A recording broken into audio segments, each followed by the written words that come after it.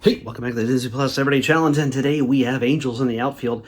I'm going to tell you right up front, I had some technical difficulties, and I had to do this all over from scratch. Well, hopefully you'll benefit from that, because I might not meander as long as I usually do when it comes to watching these things. I already kind of have an idea of what I'm going to say, because I already said it. Tomorrow's is already picked, so yeah, I already know the number for that one.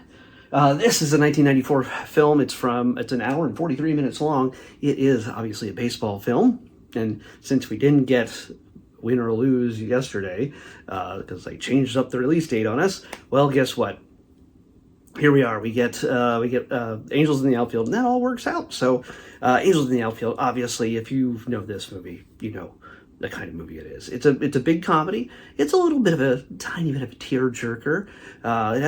You're basically rooting for two kids, one played by a very young Joseph Gordon-Levitt, and a little guy, what's his name? He doesn't even have a photo. Milton Davis Jr. plays JP. He's this little tiny guy. He's so adorable. He's so adorable. He loves easily. He trusts easily. He is sweeter than anybody deserves to experience in their lives. Even when people are cruel to him, like one of the other foster boys in the home that he shares with. Joseph Gordon-Levitt's character, George is Danny Glover's character. Roger just doesn't seem like a name for a kid in a movie. I am sure it can be for a kid at some point. There's been plenty of Rogers that were children, but apparently Roger just doesn't. I just don't think there's always like a Mikey or a Davy or something with an E at the end that seems more childlike. You can't Rogery. You can't put an E on the end of Roger, so I can't make it cute, I guess. I don't know. Anyway, this is a story of two kids, mainly one who, Roger, is a kid who sees angels. Now, that's kind of strange. He's living in kind of a foster home situation, or like a pre-foster home, like waiting to get placed somewhere. Not even with a proper family, but just sort of moved to another place. And I don't know how the foster system works. Sorry. So they're staying with a woman. Brenda Fricker plays her. You know her from Home Alone 2. She was a pigeon lady. She was also Mike Myers' mom in So I Married an Axe Murderer. So yeah, if you've seen those films, you've seen Brenda Fricker before. And in this movie, she is pretty much an angel herself. You expect like an Annie situation in some cases, where the kids are not treated well and they're trying to escape their circumstance. Well, no, she is a great mom to any of these kids and treats them right. Treats them with respect too. She's not cruel. She's not indifferent. Each of those things have a different effect on kids.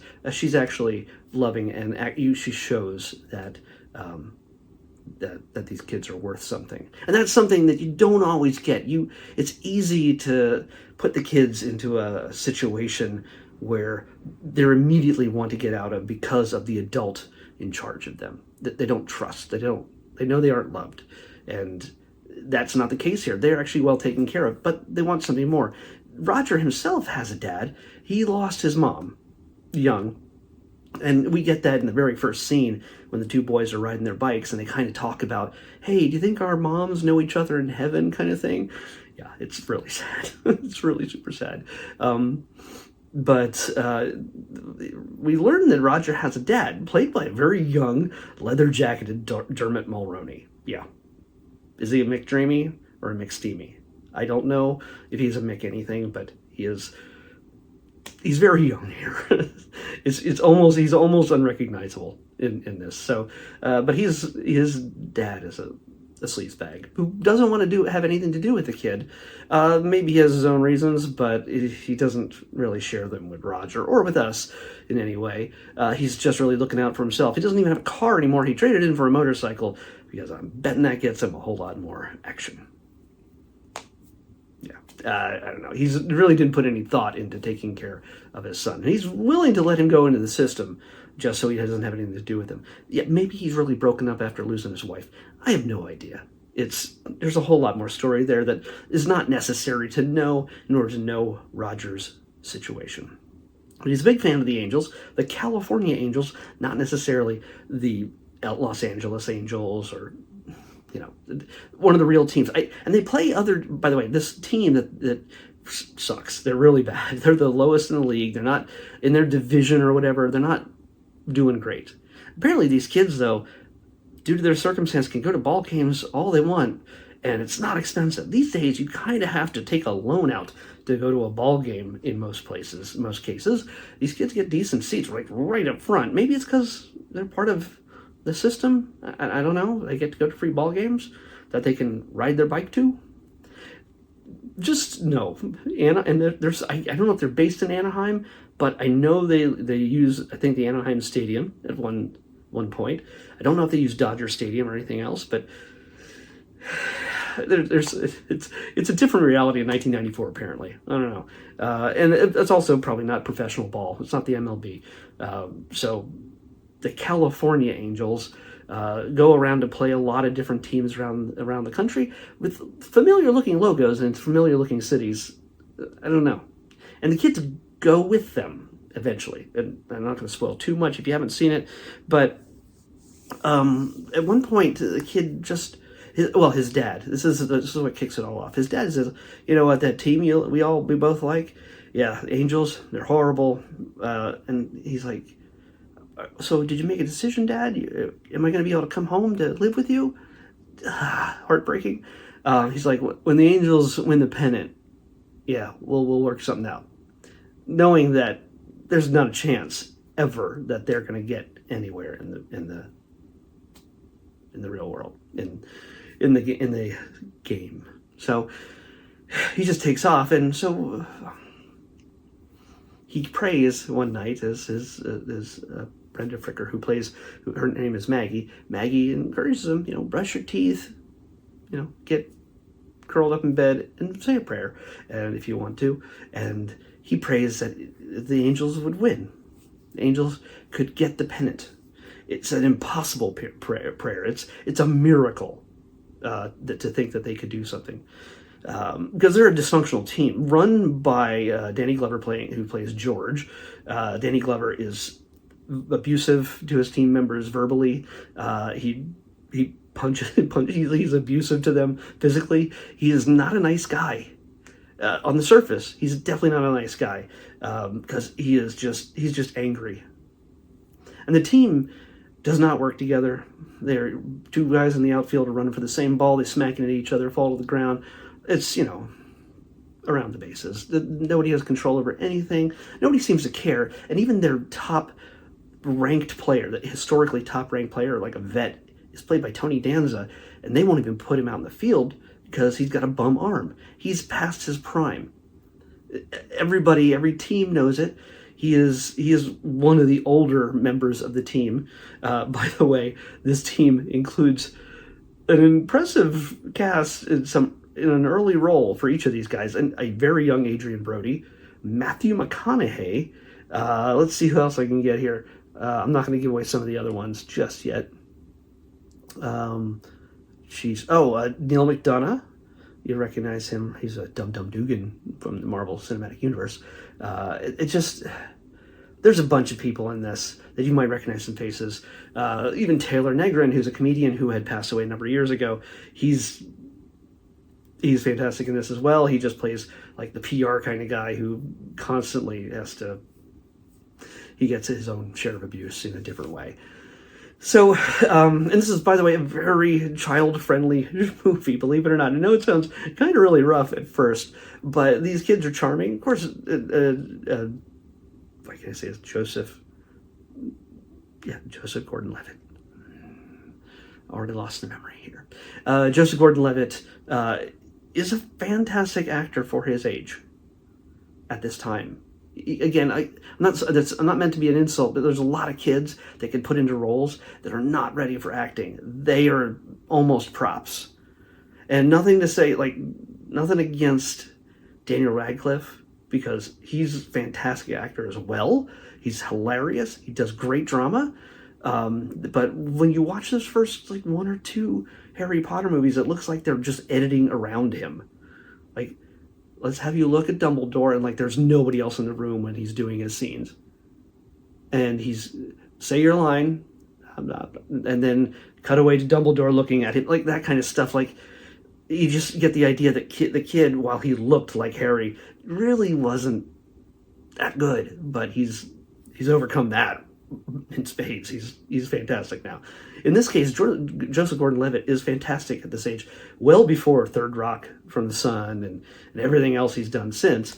But he, after he makes his wish, suddenly he shows up to the ball game with his little buddy JP, and he's like right down near the dugout, like really up close for the most part, like pretty good seats. And he starts seeing really weird things out in the field, a shining light, swooping down from the heavens and grabbing Matthew McConaughey to lift him in the air high enough to be able to make the catch to win the game, like somehow. Just like suddenly they're losing, but he gets the out and they win. I don't know. It just seems strange. So so he's like, what am I seeing here? And is this real? And one of the angels flies right up to him and says, yeah, this is what we're doing. We're taking care of these guys. It's Christopher Lloyd. Yeah. Doc Brown. Yeah.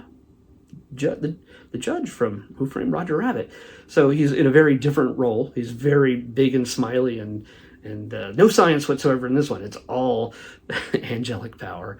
But he starts helping out the team, and he kind of when the kid sees the angel near a certain player, he's like tries to get Danny Glover's attention. Says, hey, play that guy, do that guy, just pinch hit or put that guy into to pitch. And he's like, you're crazy, kid. But they have nothing to lose, and suddenly the team starts winning. I'm not going to, I shouldn't tell you any more about this. Of course, you kind of know how this whole thing goes. There's going to be a setback at some point. There's going to be a personal setback with the kid, especially when the team starts winning. There's a chance he's going to get his dad back, right? Right? So yeah, there's a few ups and downs. There's lots of big comedy. Neil McDonough plays like the dumbest baseball player in the world. He's literally a cartoon character, getting hit in the noggin and falling unconscious and doing all sorts of silly stuff. A lot of these characters, like you see in these games, the characters are not so much people, but archetypes of different types of characters. One's the comedian, one's the intellectual who's more philosophical about baseball, and the other one's a brute, and he's big, and there's another guy who's just each of them are a certain type of person rather than a person. But that's the comedy, and this is aimed for children to enjoy, but adults can absolutely enjoy this. And I know there's lots of you out there who grew up with this film who probably will like, yeah, this is our thing. This is a movie I can watch over and over again. This should be part of a marathon of baseball movies. Field of Dreams, A League of Their Own, just a whole bunch of baseball movies you can watch together. So I suggest that you do that. Definitely check it out. I don't want to ruin anything else out for you. It's a fantastic cast. Is it remotely believable? No, it's not. It's not. It's a fantasy. It's meant to be a fantasy, and it's meant to be fun, and it's meant to. It's very family friendly, and it's absolutely worth your time to revisit. If you haven't watched it in a long time, it stands up. Yeah, it stands up. It holds up, I should say. It holds up. But if you're new to it and you love baseball, or just love a good, wholesome movie that kids and adults can enjoy, this is absolutely for you. I'm not even a sports guy. I love going to see a ball game live, but I'm not going to watch it on TV. I'll go to the Dodger Stadium or the Angel Stadium. Absolutely. Give me a reason, and I'll go. But anyway, go away. The number we picked for tomorrow was 233. So let me show you 233. If we scroll over, I moved. Oh, what the heck? What the heck? Where'd you go? Come on, I don't want to review your app. I was just scrolling to the right. 2:33. This is making the move. This video is longer than the last one now. 2:33 shows up as the Incredible Dr. Paul, a 200th Polapalooza. Yeah, it's another Dr. Paul special. Their 200th episode. It's a retrospective about all their biggest moments of when people are sticking their arms inside the back ends of cows. Do you like episodes where he does that? Do you want to see it like 20 times? That's probably what you're going to see, because there's 200 episodes to look back on. The Incredible Dr. Paul, a 200th Polapalooza is what we're watching next on the Disney Plus Everyday Challenge. I'll see you back here tomorrow with that.